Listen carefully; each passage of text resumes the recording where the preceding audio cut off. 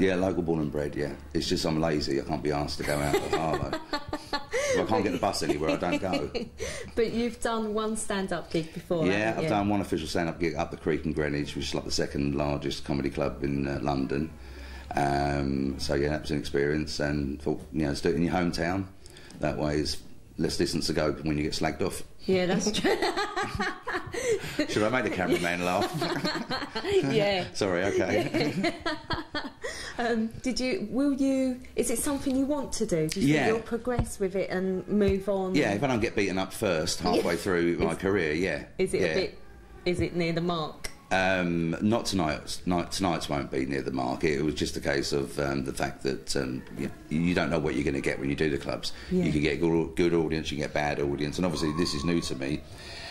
So if you get a bad audience, you just try and react as best you can. But I mean, we're in safe hands because we've got John Mann, who's like, you know, Captain Picard over there. So, and every crowd's different, every environment's different. You know, you could do the same place 3 nights in a row. One crowd would be fantastic, the other crowd completely boo you off the stage. So, I wonder why that is.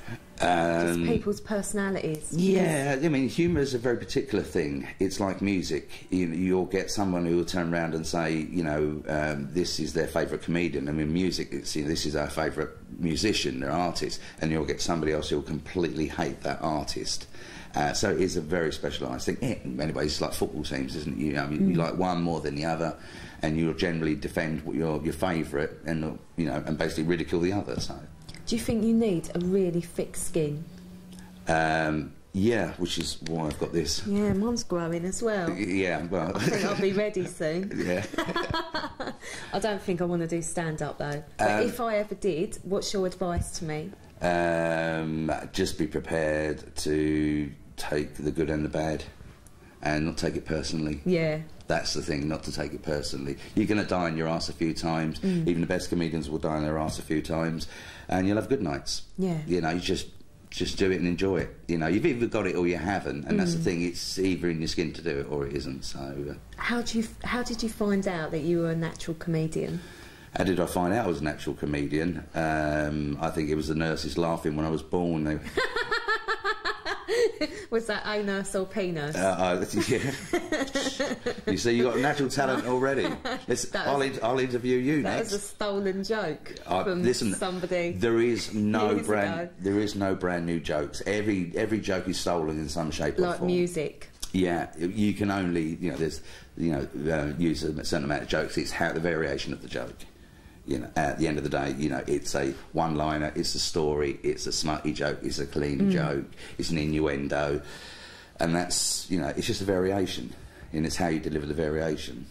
What do you think about women being quite rude and talking about their anatomy on stage? And as comedians, or just funny? Women who would get up on stage generally and start doing that? Yeah, I've just met some, you know, at functions that I've done. Those lap dancing classes were never the same. We're in Harlow, though. This is what happens. Well, again, you know, if people have come for a particular type of comedian, particular type of night, then that's something they should expect. Yeah. I have no problem with it whatsoever. I mean, sometimes in my act, I'll be talking about my genitalia. It won't last long, but then that's a part of my act we anyway. Don't want to know about that.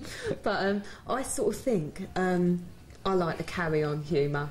Yeah, carry-on humour's really good, yeah. Like, you're in hospital, you're in a gown, you turn around and your bum's showing, silly things like that. Yeah. Now, I have been told by some people that that's giving out the wrong impression from a woman. Do you think so? I think you should look at comedy. This is my own personal view, and this is what I said, comedy is very personal.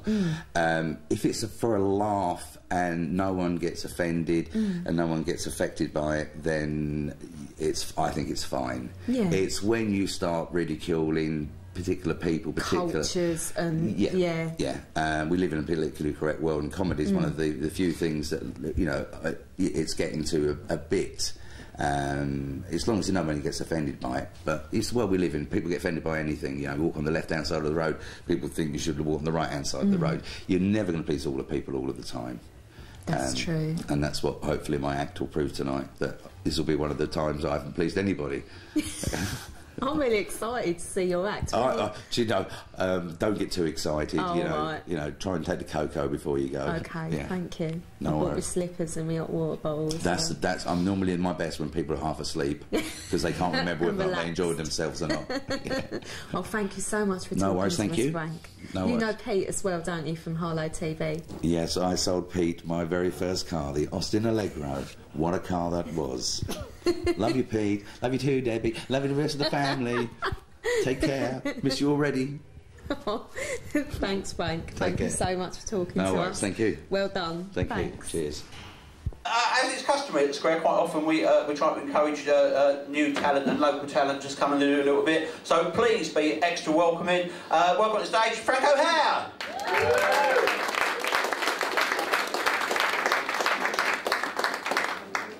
Evening. Don't worry, you're not watching a 3D horror movie because my stomach and my nose are really touching your faces. I actually had trouble getting here this evening. I got stopped by one of those bloody mime artists up in the town park. You know, the mime artists, they walk against the wind that's not there. They climb the ladder that's not there. They clean the window that's not there. He walked into a fist that was. Now, before I carry on, we've got a bit of an announcement from the management here. Apparently there's been a mix-up between the water that supplies the toilets here this evening, ladies and gentlemen, and the water supplying the drinks area to the bar. So, girls, if you're after a pina colada this evening, you might get more than you bargained for. And guys, it'll bring a new meaning to the words being on the piss tonight. Actually, talking of toilets, guys, question for you, and this is something, hopefully, well, I think it'll stick into your heads.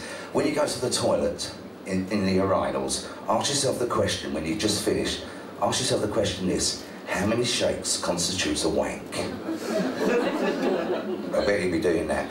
Anyway, we've just had the last bank holiday, and as usual on a bank holiday, it's a competition between the neighbours. Which neighbour at 7 o'clock in the morning is going to start getting out their lawnmower and banging something very, very, very loud. And of course, with bank holidays, what do we do in bank holidays? Yes, we're off down to fucking Wickes's, aren't we? B&Q. Because we decide, bank holiday, that's a great day to build something. No, it's not. And of course, the missus, she gets involved as well. She looks at the front room and says, do you know, I don't like this room anymore, it's so last year. There's nothing wrong with the front room, love. It's bank holiday, you suddenly decide you want to go down to IKEA and buy some new units.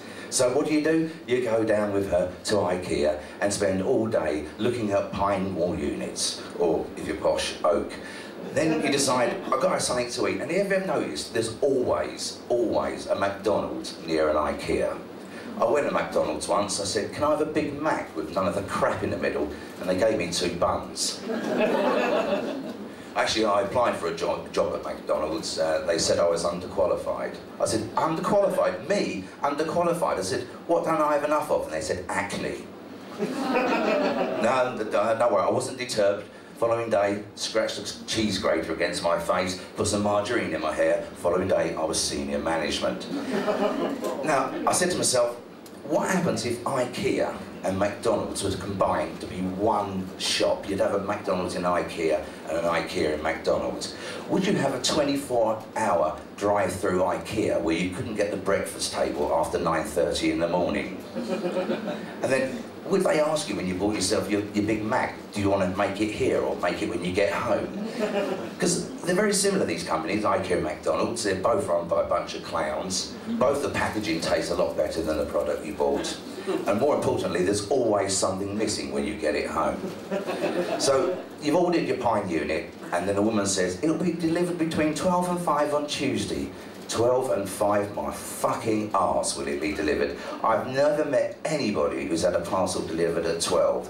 You've got more chances of Princess Diana coming on this stage and going, April Fool, it was all a big joke, than you actually getting a parcel at 12 o'clock. And when the parcel does arrive, where are you? You're having a shit. In fact, it goes for anything. You expect anybody to knock at your door, you could spend 7 days a week, 24 hours a day, walking around stark bothered fucking naked, and no one would knock at the door. The moment you say, oh, you're right, you know, quick dump, be fine. As soon as you sit down, trousers down, mid-flow, there's a ring at the doorbell, isn't there? And what do? You think, do I answer it, do I not? It's going to be the parcel, and by the time you've got there, there's a note for your door saying, sorry, we missed you. So you've got to start this all over again. I think what they do is they have a radar system.